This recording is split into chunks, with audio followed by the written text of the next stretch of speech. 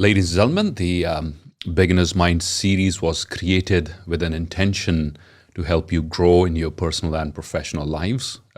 As we complete more than a year and a half of this very exciting journey, we've had the privilege of hosting some fantastic thought leaders from across the world.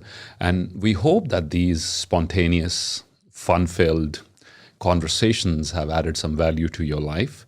Today, we are pleased to have all the way from Germany, Trish Lee. Trish is a certified personal development and career counselor, an author, philanthropist, and a finalist in 2 international beauty pageants, Miss Universe Malaysia in 2014 and Miss Asia Pacific World in 2015. She's also an acclaimed author, and the book is called Mindful Eating. I will definitely bring that up, being a foodie myself, and get her inputs there. And it can be found on Amazon, bought both as an ebook and a paperback version. We'll share the links in the description below. Trisha's story is one of grit, self-belief, and persistence. We are so thrilled to have her here today. She overcame extreme low self-confidence, domestic violence, and now she helps others overcome their fears and live their best life. She specializes in helping people discover their life purpose and guides them to achieve career clarity. Trish, you're welcome to the show. Thank you so much for your time. Thank you very much, Simerjeet. I'm really honored to be here. Thank you so much. That was a beautiful intro. Thank you. Thank you. You deserve it. When we first came across your profile on LinkedIn, it caught my attention. You're someone who could have been stuck in the victim mindset, but you decided to move on. You decided to transform your life. You decided to rediscover a brand new mission. And here you are today, empowering the lives of men and women across the world through your one-to-one coaching sessions, through your wonderful YouTube videos, some of that I've checked out myself. Very spontaneous, very action-oriented. That's what I like about your videos. Once again, we are pleased to have you here. Thank you. Thank you very much. I'm definitely really excited and happy to be here to get to know you, to share my knowledge here. Thank you so much. Likewise. Let's begin with your journey, Trish. Sure. Obviously, there's been a lot of twists and turns. It started with, a very difficult childhood, as your profile mentioned. You overcame tremendous difficulties, and now you're into career coaching, and you help other people discover their passion and purpose. Talk to us about, the transformation and the journey of your self-transformation, please. Yeah, sure. So basically, I was born in Malaysia, and back then when I was younger, I actually thought I wanted to become a doctor. Oh, okay. Back then. Yeah. But I mean, even before that, I wanted to become an astronaut. The thing is, I realized, Simerjeet, it's really weird. I'm not sure. I come across many people who tell me the same thing, but maybe not everyone shares the same thought. When you go to school, you study, and then you go to university, and you're supposed to kind of decide what you want to do for the rest of your life in that moment. Right. With very little information. Maybe. Exactly. I mean, I don't know, 17, 18 years old, and I'm supposed to know with certainty what I really want. And I'm not saying people don't, maybe some people do, but I'm sorry, I don't fall into that group. And at that point of time, I wanted to go into hospitality when I was 17 or 18. Okay. And I did. I studied hospitality, and I did try to build a career in that. I moved to Singapore when I was 19, and my first job was actually with Singapore Airlines. Subsequently, I was a hotel assistant manager. Nice. And lo and behold, thank you. And in between, as you mentioned just now, I was also in beauty pageants. This was actually a step I took to try and break free from feeling this sense of low self-esteem. It was a very bold move. It wasn't something that I just one day had this idea. I wanted to do it. I was actually scouted on the street. There was these talents, model talents, and they approached me and they told me, hi, we feel you have the right height, the way you carry yourself, your smile, everything. We really do believe that you will be a good candidate for example, Miss Malaysia. And at that point of time, Simerjeet, you have to understand, me having low self-esteem, at that point of time, I was thinking, you must be joking. Mm. You must be joking. This Yeah. must not. Who, This me? can't be Yeah. right. Who, me? Exactly, exactly. Yeah. You who was Right. that? Mm-hmm. It took me a whole 1 year Right. to convince myself, Uh-huh. hey, why not just try?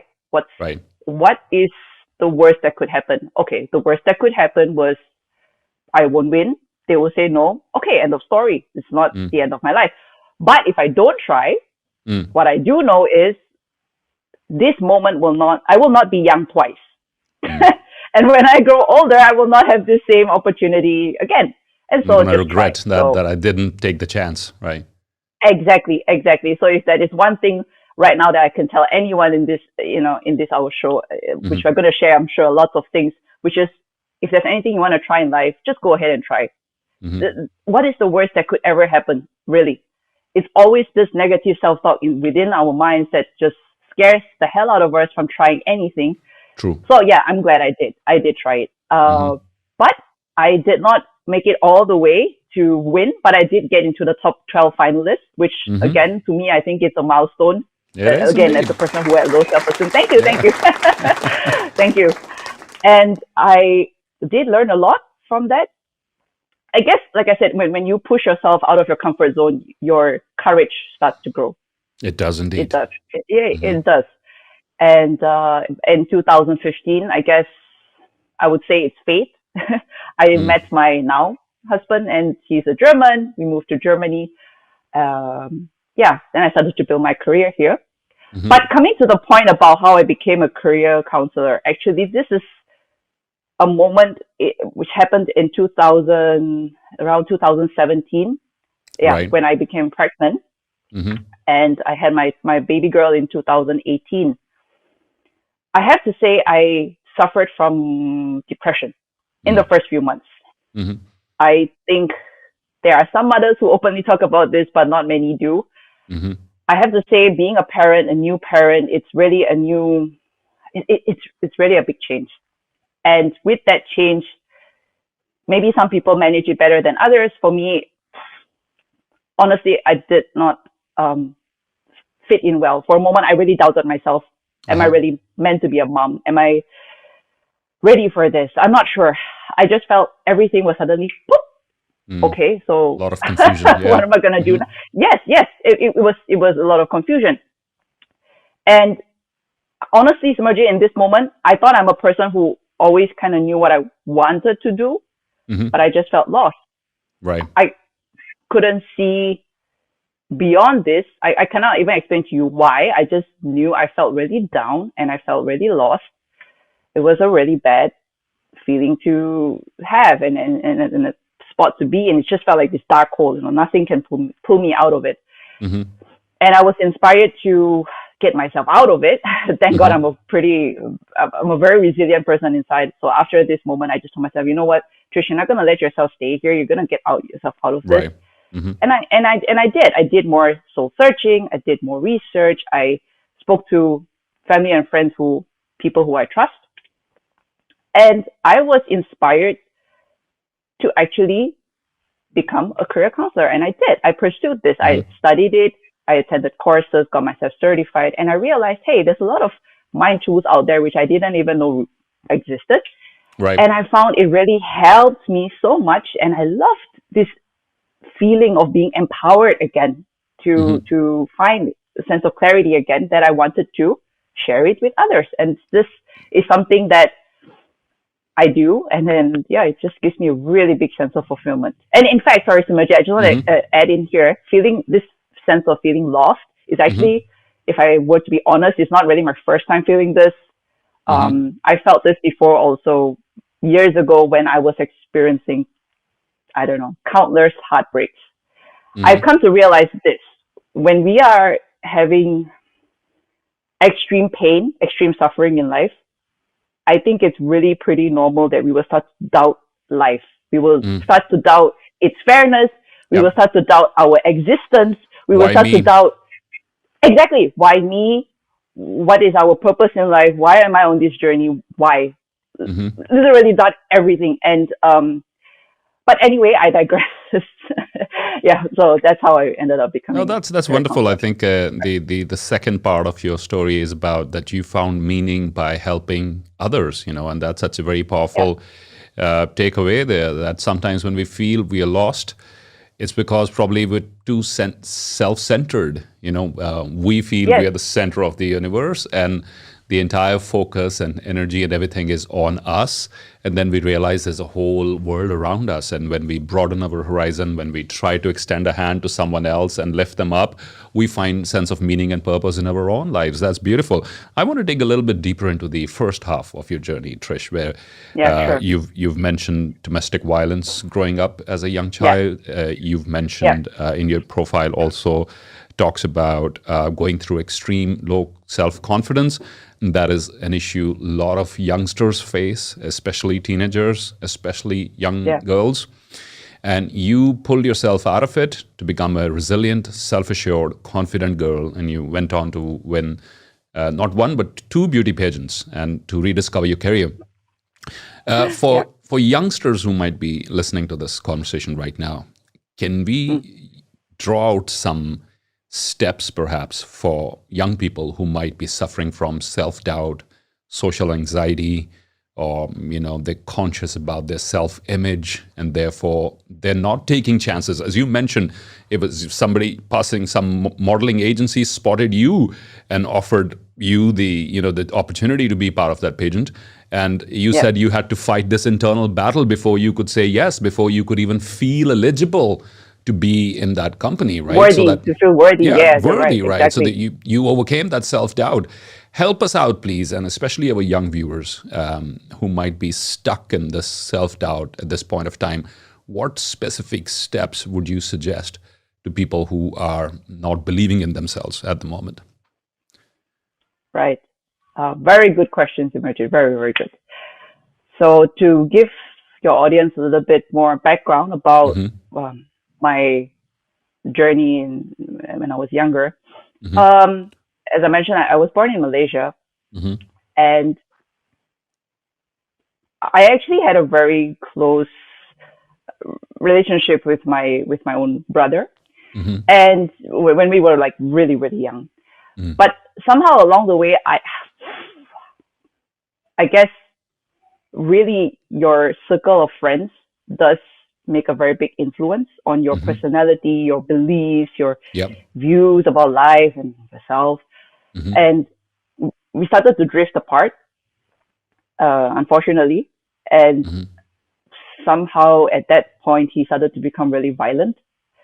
And I think, okay, I'm just going to say, I'm pretty sure Mm-hmm. between siblings, there is always this sometimes good moments and friction and things like this. Mm-hmm. No relationship is perfect, okay? Right. But there was a moment where this friction, to me, it felt like it's just trivial friction. But to him, I think it was not acceptable, just not Mm-hmm. acceptable. And Mm-hmm. it wasn't just verbal abuse; it was physical abuse. Right. And the first time where it was really really bad was when I was 12, Oh. and I was, yeah, I would say I nearly died. Mm. In summary, I mean, not to go into too much detail, but Mm.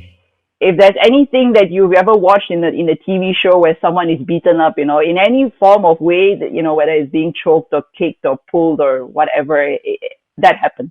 Mm. Okay. So in essence, I was bleeding from head to toe, and I was just thinking to myself exactly what I was saying just now, like,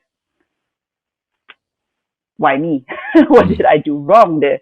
Mm-hmm. Am I really such a bad sister or Mm-hmm. bad person to deserve this? You begin to doubt yourself, right? Mm. Myself and everything. Actually, I wanted to just disappear from this life. And in fact, there was a moment, Simerjeet, I just thought to myself, is this going to be the rest of my life? And if yes, why am I even alive? Mm. Do I want to live through this to just get beaten up? Right. Anyway, yeah. That's a So very tough I position to actually, be in. Mm-hmm. it was. And especially when it's not, especially when it's family. True. Yeah. So I've experienced this brutality 3 times when I was a teenager. Mm-hmm. And as you mentioned just now, of course, this contributed to my low self-esteem. And why I say contributed, but not the main reason, is because right now, honestly, Simerjeet, the way that I look, this is not how I looked like in school. Okay, back in school, I was a chubby kid. I had really crazy rough hair. I my skin was more tan. Not that to me that was a problem, but could you imagine going to a Chinese school where everyone was fair skinned? And I'm sorry to say, but sometimes children can be really mean. Mm-hmm. Did you get picked on a lot?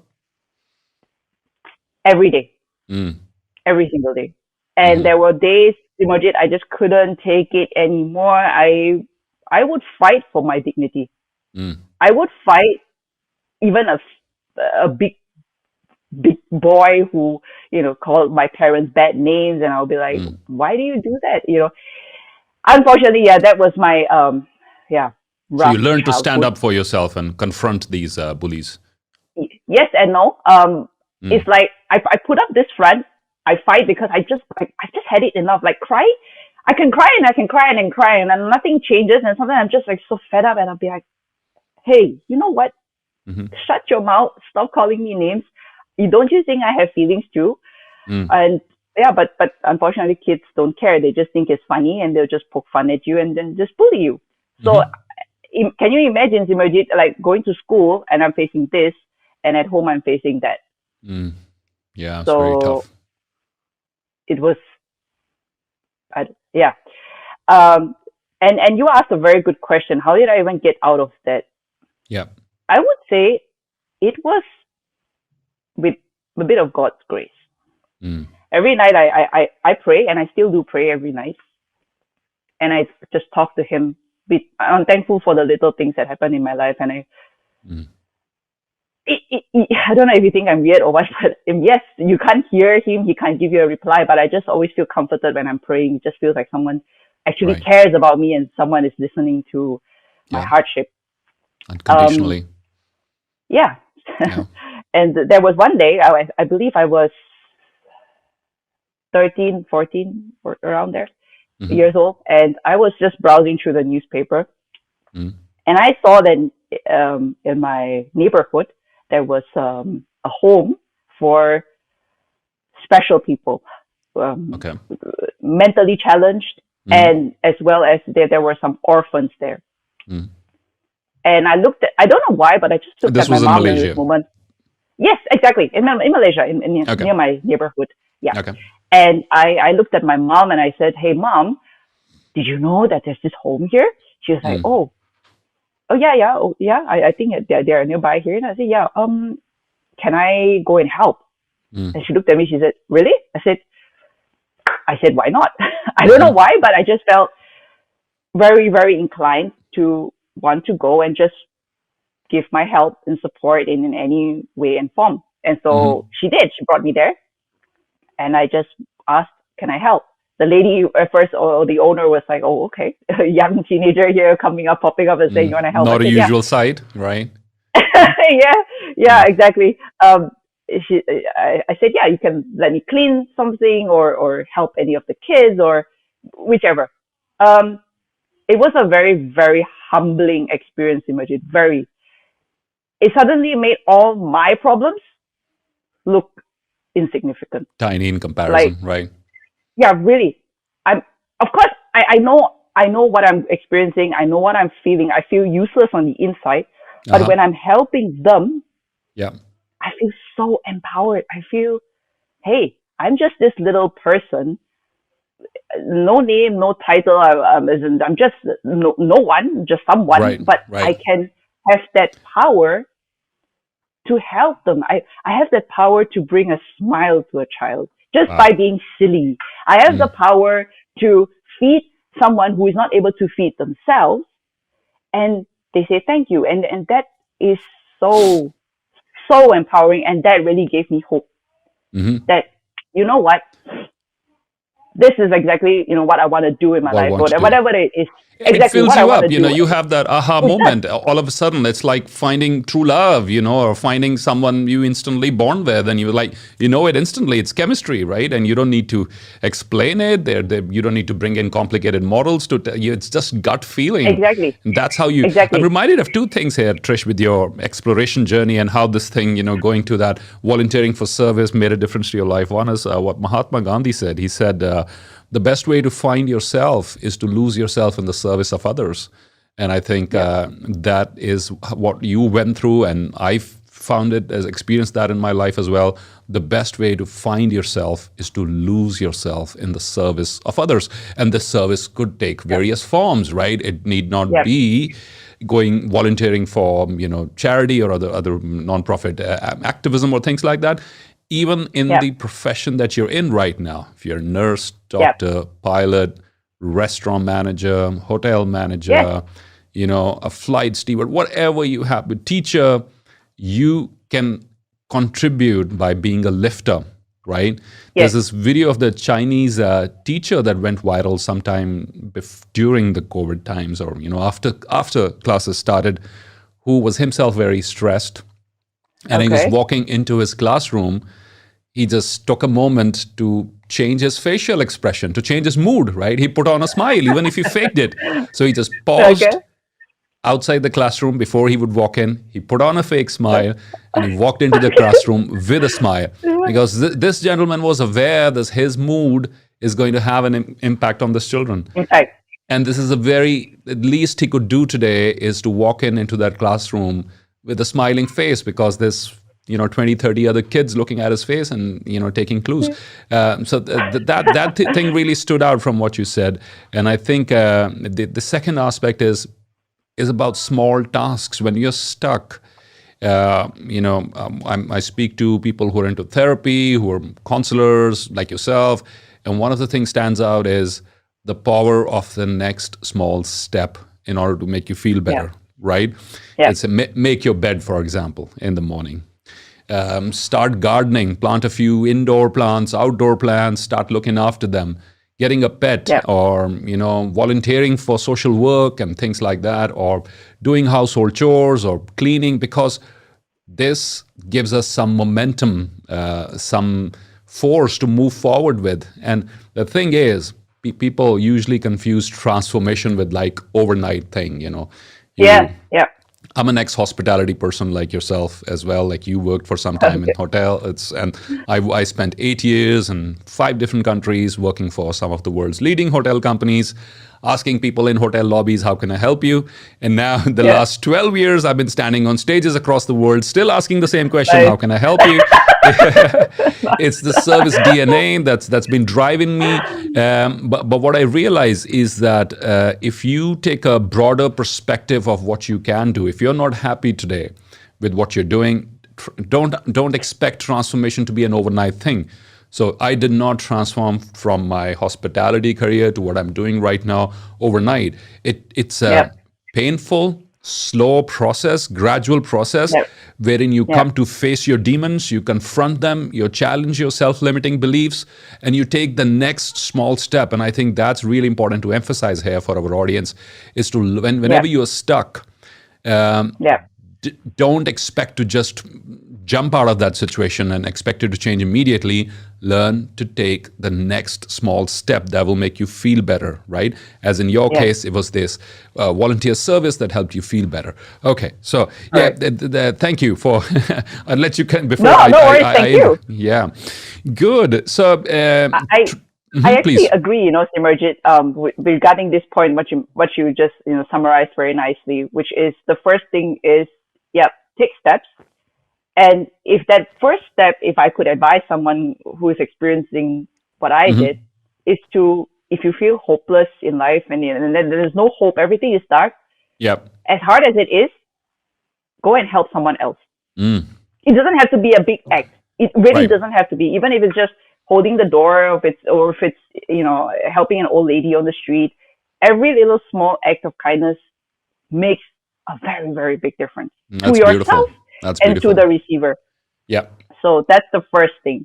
And the second thing, what I would really recommend is try your best Mm-hmm. to set a healthy boundary between Right. you and whoever that this person is. It can be family, it can be a friend or a colleague, whoever who is bullying you. And when Right. you can draw that kind of healthy boundary, do it. And when you can't, in my case, I'm not going to say it applies every time, but Mm-hmm. in my case, I really felt I had to get out of that whole situation. And so I moved countries. Right. So Well, yeah, that helps. That really helps at times. you have to really assess for yourself. There is no hard and fast rule that you Sure. must do this. You Right. really have to assess for yourself, what are you willing to sacrifice? What are you willing to accept? What Right. are you willing to say no to? Mm-hmm. And then decide based on that, and don't regret your decisions and don't blame Right. yourself. Absolutely. You're That's just beautiful. protecting yourself, yeah, Mm-hmm. and taking care of yourself. Yeah. Yeah, that's what I would say. Yeah. It's about coming out of the victim mindset, and I feel that's one of the most important things, most toxic things that holds people back, is playing Yes. the victim, is remaining stuck in the past, and life has been unfair to every single one of us in some way or forms, right? Yep. Your troubles and trials could differ from mine, and mine would differ from our listeners, but we've all been through challenges. And if Yep. not, get ready. They're around the corner, right? That's what life is Exactly. about. And what Exactly. And matters. and Simerjeet, in fact, sorry, in this point, what you just mentioned, this keyword, victim mentality, it's exactly what I wanted to mention in my third point, which is my last point. If I were to advise Sure. someone, Uh-huh. as twisted as it sounds, during Yeah. my time when I was being beaten and bullied, and I felt I was the victim. Like I was the wrong one. I was the bad person. I was to blame. I was somehow I don't responsible know for this one, right? exactly. I did like I deserved it, and I have no right to ask for help. I have no right to stand up for myself. I do not know why I felt that. I wish I could tell you, but I don't know why. Mm-hmm. And if this is one advice I could tell someone, please do not let anyone talk to you in a disrespectful way, because nobody deserves it. You can always negotiate and talk. We are human beings, or are we not? I mean, even animals aren't violent to each other unless they are, talking about survival and food. But they don't put each other down. They don't belittle each other. And you know what I love about animals sometimes? Animals don't bully each other. There's no such thing. It's just about a matter of survival. And sometimes human beings, I think we're just weird. And if you come across such weird people who don't know how to respect you and they're not kind to you, hey, you have every right to say no. You have Yeah. every right to tell them, I'm not going to take this shit. Yep. Please just get out of my life. You have that right. Okay, you don't have to sit there. You don't have to get yelled at. You don't have to get beaten. Nothing. Just stand up for yourself, and I can guarantee you, you are not in the wrong. Yeah. Well, you got to take charge of your life and understand that you're the captain of your ship, and you determine, who comes on board and who doesn't, right? I was speaking to Joshua Becker the other day. Joshua is famous for his minimalism. Do check out his channel. I had a wonderful conversation regarding decluttering. And although our focus was decluttering your wardrobe and your shoe collection or your wonderful dress collection, perhaps you've got we all acquire more stuff than we need. And Joshua's message is very powerful. It's about let go and learn to function with a basic minimum, and you feel more freedom in your life. You can spend on things, on experiences versus things, and you can get more out of your life. So it was a wonderful conversation. And one of the things he mentioned was about decluttering from stuff. And we also talked about decluttering toxic relationships, decluttering people, decluttering activities or conversations even that drain you from positive energy. Because what you rightly said is, when you talk about drawing healthy boundaries, it also means that I am prioritizing self-care. And perhaps you'll agree with me here, Trish, that people are going to call you selfish at times. You will. There will be people who say you're self-centered, you're selfish, and my response to that usually is this: that the most selfless thing that I can do for the world is ensure my physical, mental, emotional, spiritual well-being. Because Yep. look, if I'm physically, emotionally, or spiritually bankrupt, Yep. then I don't have anything to give you anyway. And what I will Yes. do is I will take it from you, because this is what people who are physically hurt or emotionally hurt or spiritually hurt, this is what they tend to do. They tend to hurt Yeah. other people in return, right? If Right. so, one of the most powerful things you can do is to heal yourself, because then I believe one person who's done this inner work of healing themselves is Mm-hmm. able to then offer guidance and inspiration and healing to thousands, perhaps hundreds of thousands of others, Yes. right? But Yes. it's important that we do this inner work, because just like physical wounds, if we leave a physical wound open for way too long and we walk around showing it to others, look, I got a cut here, and you hold it open, Yeah. you Yeah. don't allow that wound to heal, and you carry it as proof of why life has been unfair to you. What's going to happen to that Yes. physical wound? It'll get infected, you'll have gangrene, and you'll need an amputation at some point of time. That's Yeah. how bad you could die. And this is Yes. what we do. We tend to hang on to emotional wounds also. And I know it sounds easier than it is in reality, but this is one of the Yep. most profound missions you can ever undertake on your life, is to heal those Yep. wounds. In fact, Simerjeet, this point reminds me of something I've learned during coaching, Mhm. which I love this example completely. So imagine you're on a plane, Right. and when you board the plane, what is normally the first things that happen? The cabin crew will explain to you what you should do during emergency in case you need to evacuate and so on. Right. So one of the key things that they will highlight is, if you need to evacuate and you get that emergency mask, who should you put it on first? Yourself or your child? Put it on yourself first. That's a tough question. That's a very tough question. Yeah. Our instinct would be People can to, think, exactly. But that's the thing, like just now you mentioned, when you don't fill your own cup, your own energy, and your cup is completely dry, in what way or form can you be of service to anyone? You are of no good to yourself. You are not able to give love to others, despite however much you may love someone else. It's just like coming back to just now when I mentioned when I had my daughter, and I was having depression for a good first 6 months, because she also wasn't sleeping well, and I wasn't really adjusting well to being a new mom. I realized, Trish, I really, really need to take time to take care of myself also. So I was just always there for my baby, always there. And I realized, no, I also have to put aside some time, take a nap. I don't know, take a nap, watch a bit of sitcom or whichever. Just fill my own cup.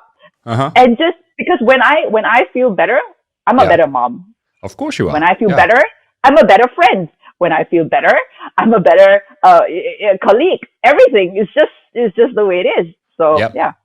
So that brings me to a very important question, especially for young mothers who are juggling with work and careers and work from home and young kids and demands of the family and so many other things. What advice would you offer, having overcome this yourself recently? Having pulled yourself out of this mindset out of this confusion, and what are your top tips to young mothers who are also very career oriented, for them to strike the right balance and live life fully? Right. I would say that if you're a first time mom and if you are struggling, which I'm so sorry, I really feel your pain, really I do. It is an adjustment, but know this moment will not last forever. This too really shall pass. And it's not just some cliche, it really will. But in order for it to work in your favor, you also have to take a little bit of action yourself and proactively. So what I mean is, like just now what I mentioned, the first thing, set aside time for yourself and not just always 24/7 your baby, day and night. I mean, let me just give you an example, Simerjeet. When my baby girl was first born, I was so paranoid. I was so scared she would suddenly stop breathing. I barely slept. I was like every 10 minutes, oh my God, let me check. Oh my God, is she fine? Is she fine? Mm-hmm. It was Mm-hmm. total paranoia. Right. And I'm not saying don't care about your baby. That's not what I'm meaning, okay? It's Mm-hmm. just Mm-hmm. about drawing that balance. It's really that balance about putting aside time for yourself also. So please do not neglect Mm-hmm. yourself. Okay, Did so that's the faith first thing. did faith Yeah. play a role in helping you, sort of trust the process more or trust the universe more? No, to be Mm-hmm. honest, in this case, it Mm-hmm. was a lot of me hitting rock bottom. Mm-hmm. And when I say hitting rock bottom, I was literally so exhausted.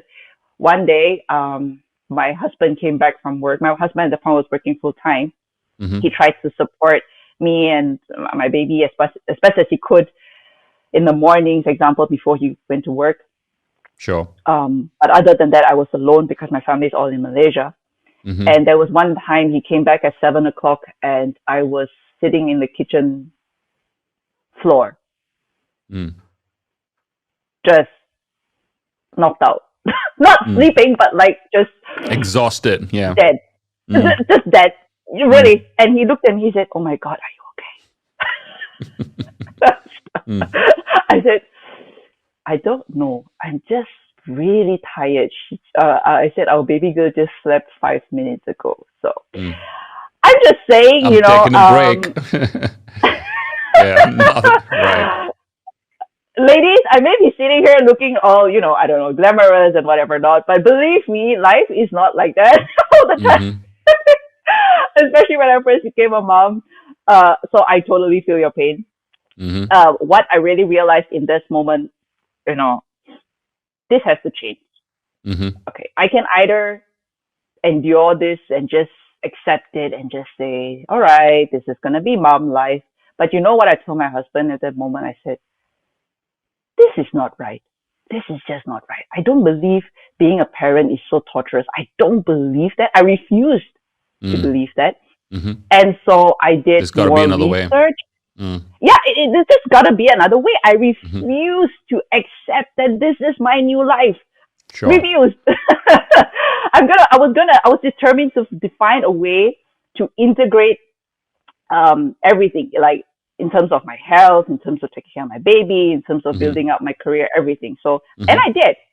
Again, like what you mentioned just now, which is a very beautiful thing. Transformation will not happen like that. Mm-hmm. So it took time, and I did some research, Mm-hmm. and I talked to some people who have, been through this also. Mm-hmm. And I came to realize, okay, so I need to make some changes and Right. potentially some sacrifices, Uh-huh. not just changes.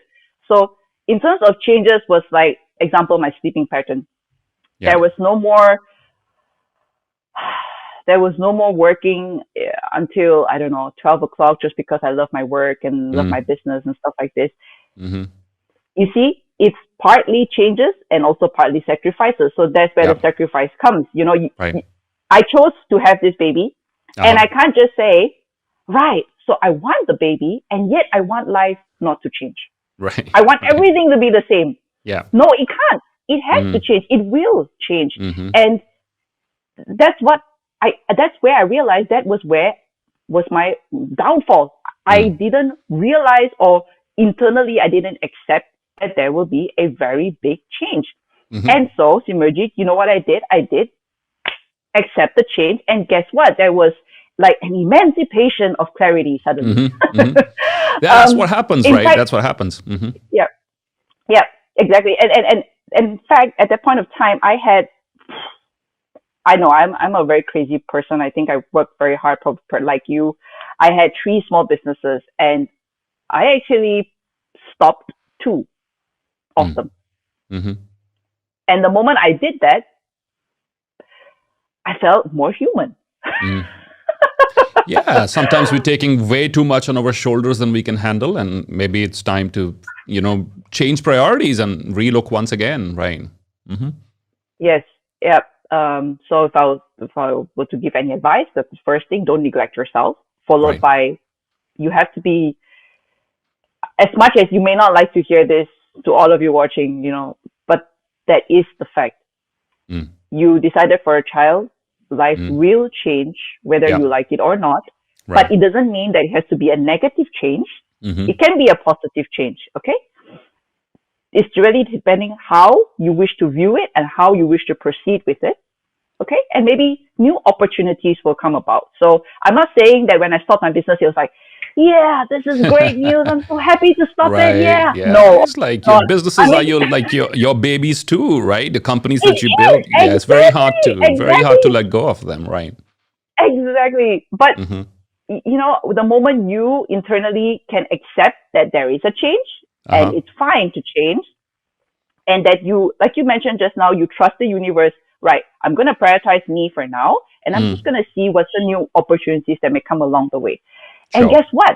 Now I'm a much happier mom because I can focus on my little one, followed by give a bit more focused energy into my counseling. And now my Mm-hmm. counseling business is growing Right. Right. really positively. And so I do see positivity coming out of this. And in fact, Right. I feel I'm, people compliment me and say, "Oh my God, how did you get back your figure, within 1 year plus and stuff like Mm-hmm. this?" And Mm-hmm. again, it wasn't magic.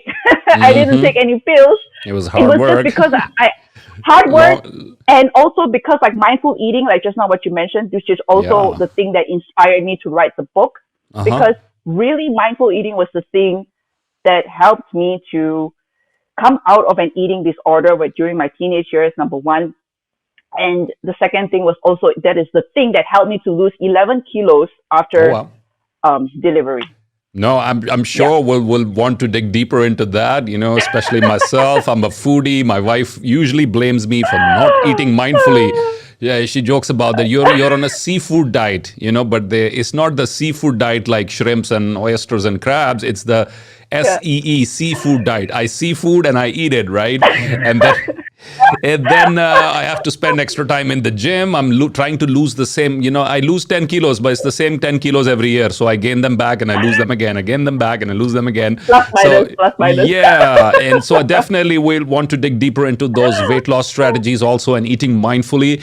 But I think some very powerful takeaways emerge from what you just shared is one is refuse to admit that this is the only way. I really love that. I really love that. Refuse to admit that this is the only way. Thank you, thank you. Yeah, because when you have the additional pressure of running those multiple businesses, taking care of a young baby, and wanting to build your career and all those things, if you admit that life from now onwards is going to be like this all the time, and you generalize and you blow it out of proportion and you accept it, that's how it will be. You didn't accept it. You said there's got to be another way, and this is the beauty of any transformation process, any self-transformation Yeah, process coming out of victimhood is that you refuse yeah, to accept that this is the only way. When I moved back to yeah, India, Trish, in 2007, after having spent 8 years in different parts of the world, after rejecting my Canadian permanent residency, my British permanent residency, a lot of eyebrows raised, why are you moving back, when you could have a great career in what you're doing in the hospitality industry, et cetera, mm-hmm. et cetera. And, what are you going to do? You don't even know. You're a newbie. You don't have an MBA. You don't have any clients. What is this whole Yeah, motivational speaking thing? This is good as a hobby. Is this going to be your full-time yeah, job, et yeah, cetera? yeah. So many questions around that. And uh, just like you, I refused when I moved back to India in 2007. And please be mindful of the fact that I did not move to one of the four metros, one of the four biggest cities. I'm not in Delhi. I'm not Mm-hmm. in Mumbai. I'm not in Bangalore. I'm not in Hyderabad. I'm in a tier 2 city called Jalandhar in Punjab, a small town, right? Not very big Okay. as compared to the metro. So some challenges that come along with it. My closest airport is about 2 hours, a 2 hours road journey from where I live. And my work Mm-hmm. involved extensive travel. I refuse to accept that this is going to be a painful way. I refuse to accept that this is going to be tough and challenging. I refuse to accept that this will not work. And today, I'm very Yeah. happy to share with you, I can pat myself on the back for it, that we Pet, serve, pet, pet. thank you, thank you. We serve clients across the world from our virtual studio here in Jalandhar. I did not move from the city last 14 years. I've been based here. We work with clients in high-tech companies and oil and gas, automobile manufacturing, IT, pharma in India, Southeast Asia, Middle East, and North America, serving clients from here. I refuse to accept that this could Nice. not happen. And I really believe in the power of that, because once Yeah, you program your mind to find a way forward, guess what happens? yeah. You find a way You will find forward. a way. Yeah, You will find a way. exactly. So if you Excellent story, Simerjeet. My thank you goodness. so much. So for everybody who's watching or listening right now, if you're stuck, probably you're responsible partly too, because you've accepted that Yeah. this is my story, right? You got to change the Yeah. story. Marissa Peer talks about change your story, right? All the experts that I've spoken to in the last year and a half talk about changing your story. Trish, I want to come to next about women and careers. Yeah. What do you feel? Because you do a lot of coaching around this, right? You do a lot of coaching Yeah. about finding your life's purpose, discovering your strengths, and building a strong career. Let's talk about the top mistakes that people make, especially women, since a lot of your clients, I believe, are females. That's your Right. strength area. That's your niche.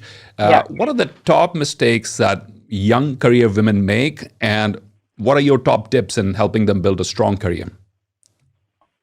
One of the first things I realized, many people who approach me, they want to turn their hobbies into their main business, and they want to monetize that. They want to earn money from that. Now, that Sure. is not something wrong.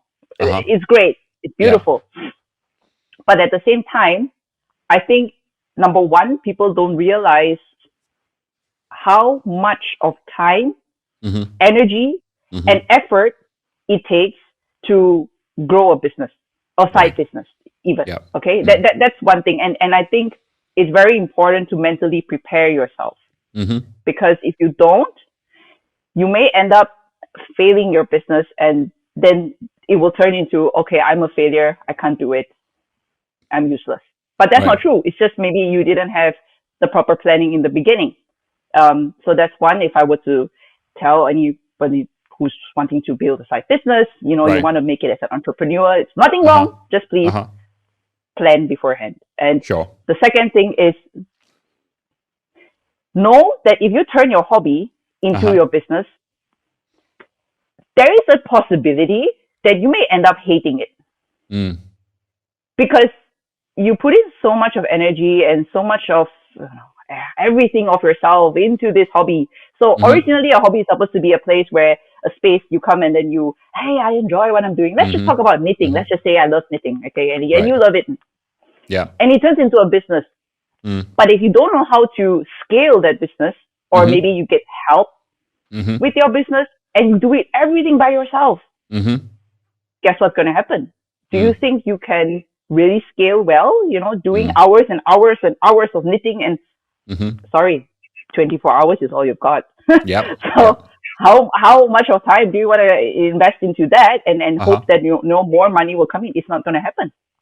So, again, then you might end up having a roadblock, and then you're going to feel, all right, I'm a failure. I can't do this. And so on, the negative self-talk. So a lot of mental preparation, and I would say everything, of course, is possible. Everything. You look at you, Simerjeet. Look at your story. You also are a very good example of making things happen. But at the same time, I do believe that you didn't just go in blindly. You also did it with some preparation, perhaps some support. And perhaps what would really help also, if whoever wants to do some side business and you don't have your own funds, maybe you might have to consider going for getting fundraising, and this is also something which also requires maybe some research and support. It's not just people. I find people sometimes very interesting. You read it online and you think, oh, that sounds easy. I'm going to do that. Yeah. Or it's the in thing right now. Build a startup, build the startup. It's trending. Let's do this. Food service. Let me open a cafe or a restaurant, or let me try EdTech, or let me become a speaker and a coach or a counselor because everybody else is doing it. Or look at that guy. He's so successful, so I can be too, without fully understanding the commitment that it's going to take. Yeah. Exactly, the commitment, exactly. And at the same time, I'm just going to openly say here, in my first year, I did not earn a profit. The truth. That's the truth. And I had to survive based on the savings that I had already in the budget in my mind, what I was willing to invest into my business, and survive from that. So it was a process. Like you said, and everything in life, it is a process, whether or not it's building your confidence, whether or not it's building your career, and whether or not it's building your business. Everything is a process. The analogy, what I would like to always use with my clients is just think of it like a plant. Mm. Do you expect a seed, put the seed in, suck water, okay, tomorrow flowers out? Mm. I wish there was such Mm-hmm. a magic plant. And it's Mm-hmm. Simerjeet, if you ever see such a plant, tell me, okay? There is no such plant. Haven't seen one in 14 years of gardening, right? Takes time. Not all seeds germinate. Even if you water them, you give them sunlight, they just don't germinate. So this process of creating these little seedlings, these little saplings, has a major failure rate. Some of the Correct. manufacturers even write it on the packet. There's a germination rate about 90%, 80%. But when you talk about businesses, the failure rate is even higher. I mean, most businesses, most new businesses collapse in less than 2 years or less than 1 year. Yeah. Actually, it's interesting that you mentioned this, because just a couple of days ago, I was having this conversation about cryptocurrency with my husband. Uh-huh. Yeah. And it's very odd how Yeah. normally when you see on the news, you will read all the news about, oh, this currency, bam, it went up, come and invest. But you don't read so much, or news, people don't put in the news, oh, this person lost a lot of money. Yeah, absolutely. Why? Have you ever thought about that? Yeah, Why? that Because doesn't- they just put in all the good news so that they get more people to invest, but they don't put the reality of Right. how many people Uh-huh. have lost so much. Yeah, true. We just don't. Yeah. And that is manipulation of news. So just be really careful about what you read. Get your own insights. Do your own research first before you do anything. Okay, Yeah. whether or not it's about your family, relationship, job, career, whatever, business, everything. Do your own Yeah. research and then come to your own conclusion. Not just believe and trust everything that you just see on the news. It doesn't Sure. work like that. Mhm. Yeah. No, what Yeah. you said is, go on. Yeah, sorry. No, No, go you ahead. Go ahead. Right. And I guess the second thing, what I would give any advice about career is, just now earlier we were touching on, I mentioned when I was in university, I'm supposed to kind of know what's the career I want to do when I'm older. Again, if you are very sure in this age and it's not going to change, great for you. But there is a big group of people who I've also come to know, people who come to me and say, I studied this, but I feel like doing this now. I'm not so sure.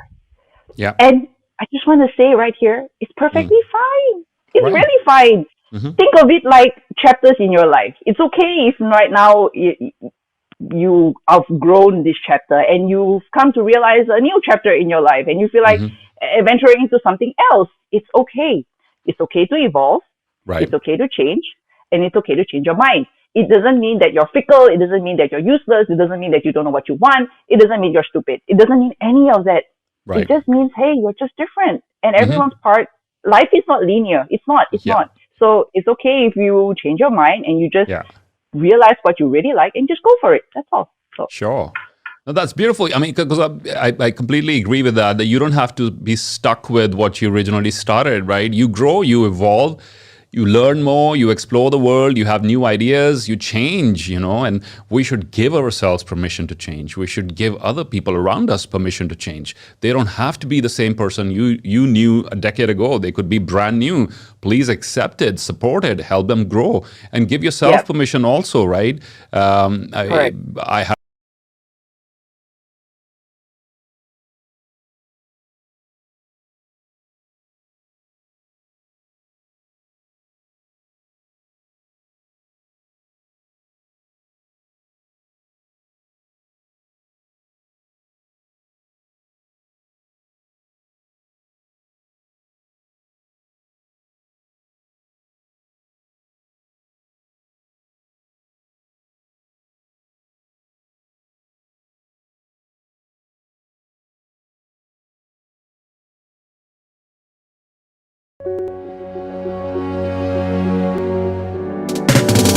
Want to That's beautiful. I mean, because I completely agree with that you don't have to be stuck with what you originally started, right? You grow, you evolve, you learn you change, and we should give ourselves permission to change. We should give other people around us permission to change. They don't have to be the same person you knew a decade ago. They could be brand new. Please accept it, support it, help them grow, and give yourself permission also, right? I had a lot of raised eyebrows when I announced this, that I'm going to move from hospitality to this entire business of coaching, mentoring, speaking, etc., etc. A lot of people didn't understand how it's going to work, and are you even qualified to do it? What's the correlation? And I said, wow, working, succeeding, building teams in 5 different countries. Me and my friends, we often joke about this. We would, wherever new place we would move to. So when I moved first from India to Australia, we had to get, buy all the stuff to cook food at home and equip the kitchen and, get used to the new culture. And then from the US, from Australia, I moved to the US. We repeated this entire process, go to Walmart, do the shopping, buy everything, and then the beds and upholstery and curtains and whatnot, and then move again, and then move again, and then different cultures in Dubai when I was working with the Grand Hyatt.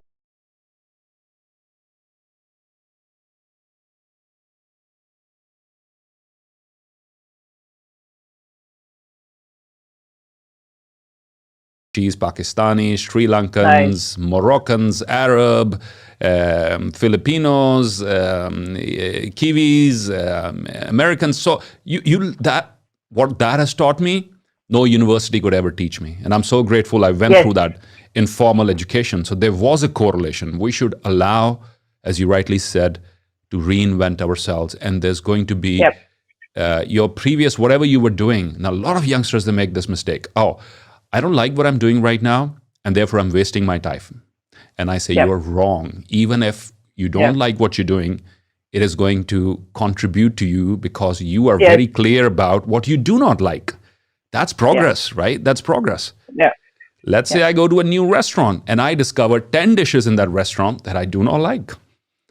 And the next time that I go, I am in a better position to make a better decision, right? I will be stupid to order any of those 10 dishes again, right? If you succeed, great. But if you don't, you at least have experience, and that is progress. So to look at it from that perspective, and also what you rightly said is to understand that there are going to be failures. Learn from people who failed also. Learn from their mistakes too. One of my favorite books, Trish, is called The Art of Thinking Clearly by Rolf Dubeli. And chapter number 1 in that book, tiny book, and he shares in one chapter is 2 pages long. That's it, very simple. And ideas you can implement. And first chapter is visit the graveyard. Now, what he means by visiting the graveyard is go and look at stories of people who failed, because as you observed, the stories that we are fed on are the stories of people who succeeded, which is great. They should be our role models. We should learn from them. We should be inspired by them. But it's also to visit the graveyard. You want to open a new cafe in that area. There's 50 other cafes who failed. No harm in visiting and talking to them to figure out what went wrong. So I'm not saying you don't start a cafe in that area. Maybe yours could be the next Starbucks if you started. But learn from their mistakes so that you don't repeat it. Now, that was very, very profound. So thank you so much. Well, what are your top books, in terms of, we get this on our YouTube channel all the time. Book recommendations, please, Trish. What is on your reading list? Sure. Nick Vujicic. I love this guy. Life Without Limits. Exactly. One of my favorite books. I mean, I have a couple of there, but this right now is one of my favorite. And I actually have his book right next to my table. And my daughter sees this and she's so cute. And she said, oh, Mama, this man, he wears his hands. And I say to her, well, darling, that's why I told you, you don't know how blessed you are to have hands, to have legs. And especially sometimes, we are human. We have our moments of happiness, and sometimes we're frustrated, we're angry, which not. And sometimes she starts to fight, starts kicking and blah. And then I say, darling, you remember that book Mama has? You are so blessed to have legs. And do you want to use your legs to hurt people? Then she stops And then she said, yeah. Then I said, yeah. So you're very blessed with good health. Okay. And just be thankful for your body parts, your life, everything. And yeah, learn to be thankful for the little things. And she understands this a little bit by little bit every single day. Yeah. So anyway, coming back to Nick Vujicic, he's very, very inspiring for me because inside the book, there's one chapter where he mentions to him, he has flown to many, many, many countries. And one of the countries which he's flown to, I'm sorry, this really, really small part, I think it was somewhere in South America. And he said, they're so poor there, so dirty, lots of, the kids there are playing near the trash bins, but they are the most happiest people that he has ever seen. And that just goes to show you, I'm not saying, and I think some people misunderstand this sometimes when I say this, I'm not saying money is not important. It is a necessity to survive. I'm not stupid about this. Sure. I like to call myself a positive realist. Of course, I'm not naive to this. How did I get my clothes? Of course, it's money. Yes, I understand. How did I get my headset? Of course, it's money. But at the same time, it's not everything. Right. It cannot give you inner happiness. Like just now, I mentioned me going to that community house, helping people, or even right now, I even help the homeless here in Hanover, in Germany here. And it is this kind of happiness that gives me true inner happiness.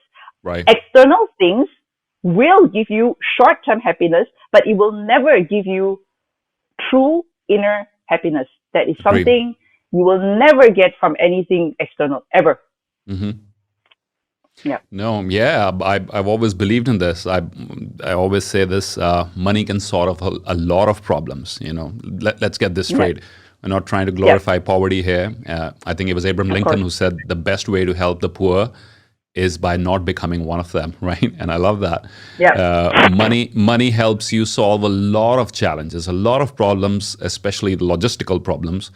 Money cannot help you with some very important problems like depression or not finding purpose or being unhappy or miserable and being empty within.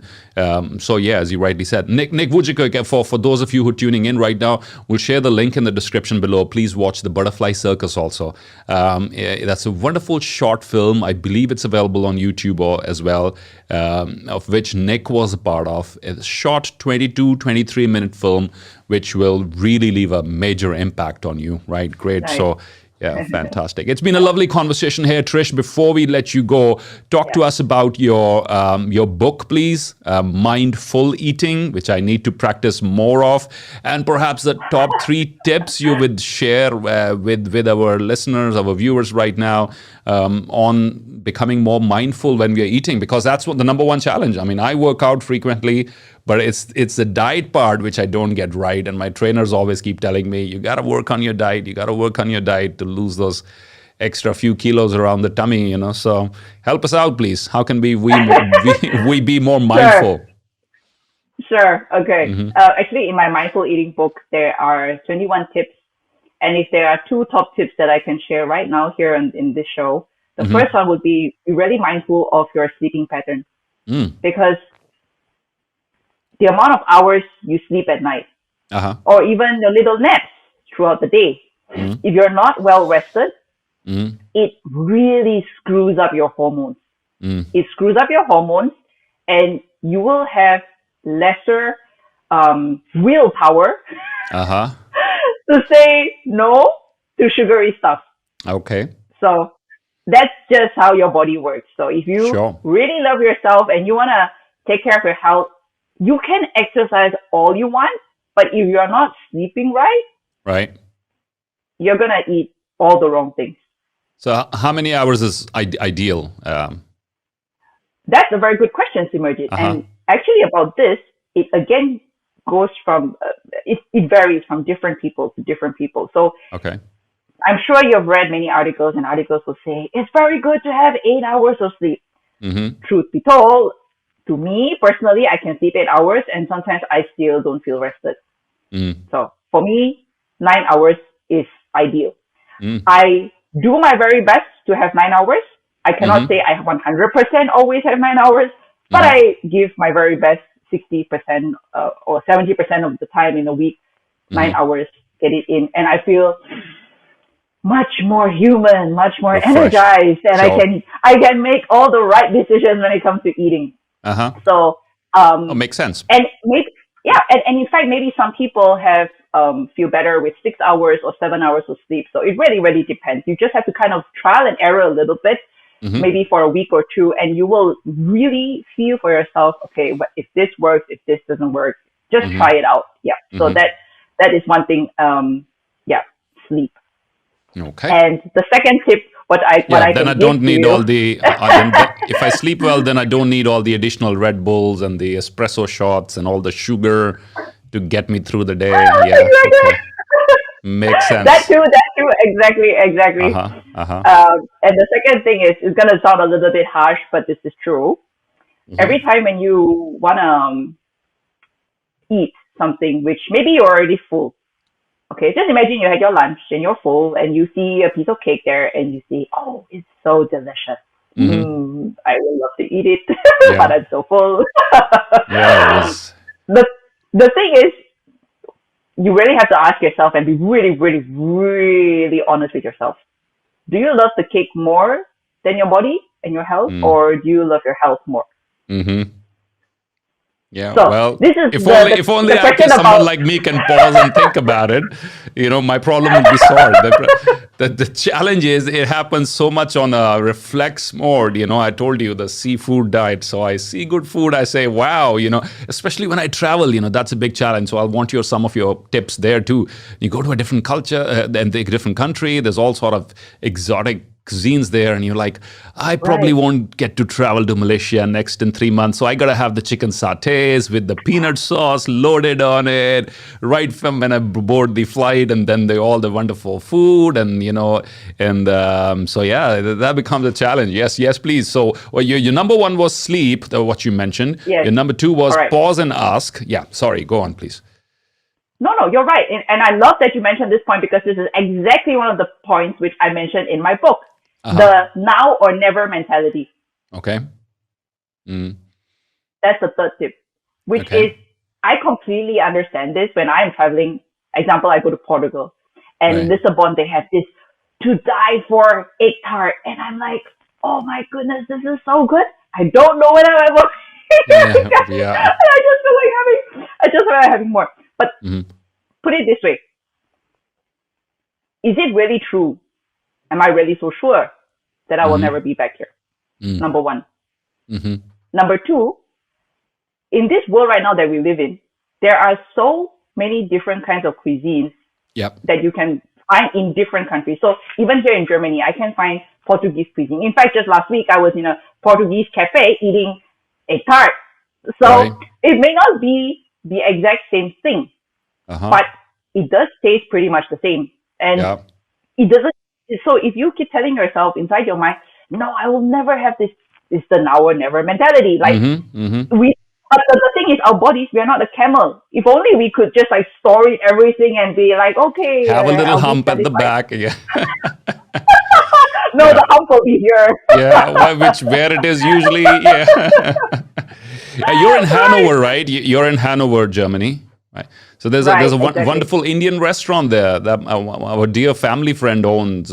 It's called Oh, Shalimar. nice. Yeah, very very popular, I believe it is. Yeah, Okay. but as you rightly Okay. said, so all sort of cuisines are available in major cities across the world. So it's never a Yeah. now or never situation.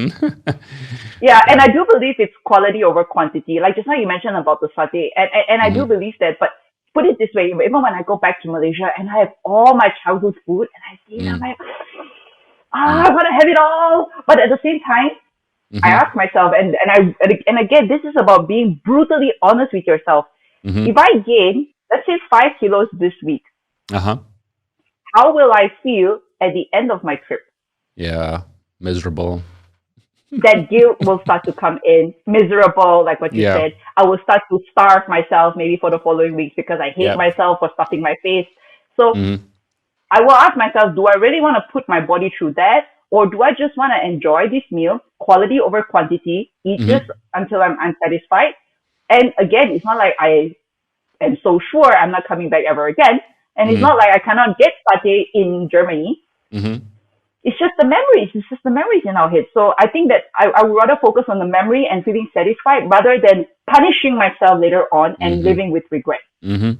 So Well said. yeah, Well said. And a lot of us, we end up doing that. We then punishing ourselves through a lot of additional workout, a lot of additional exercises to get rid of that little bit additional that we could have watched in the first place. So being more conscious about it and pausing and think. I think this is really, the pause is very important, before. And this applies to compulsive shopping. This applies to alcohol addiction or cell phone addiction or anything like that as well.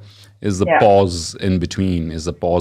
So I think that's where our challenge is we got to, and the whole art of mindfulness also revolves around this, is to pause and pause and maybe that you could enjoy that one chicken satay and smell the peanut sauce and feel the texture.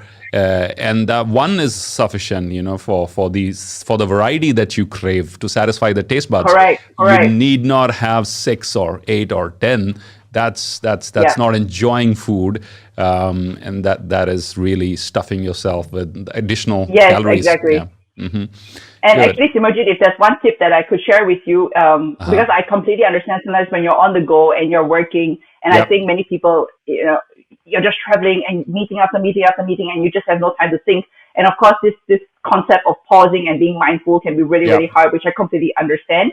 One tip which I can really give to anyone who's watching, even for myself, I'm a very busy mom and working person. So what helps me is staying hydrated. And this is really no excuse. You can either have a water bottle next to you. You can have, see? So staying hydrated so that your body, because when your body is dehydrated, sometimes we tend to think I'm hungry, but actually that's not true. So you really have to stay hydrated, and this can really help also with making smarter, mindful choices. Absolutely. And staying hydrated, water, right? Not soft drinks, not beer. Exactly. Plain old-fashioned water. Thank you very much, Trish. It's been a lovely conversation. And before we let you go, some parting words of wisdom. Right. Once again, I just want to say thank you very much, Simerjeet, for having me here. It's been a pleasure.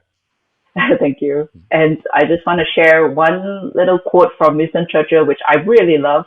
Success is not final, and failure is not fatal. So that's what we were discussing earlier just now. It's okay if you face challenges in life. It's okay if you don't succeed in something and you feel really down. But just know that it's okay to feel your feelings, but also have the courage to pick yourself up and just try again. It's okay. It's just life is not linear. Remember that. So, That's beautiful. That's beautiful. Deserves a round of applause. Thank you. I admire your story. I admire your grit. I admire your resilience. And it's been lovely talking to you. Thank you so much, Trish, once again. Thank you so much. Thank you. Have a lovely day. Cheers. Bye-bye.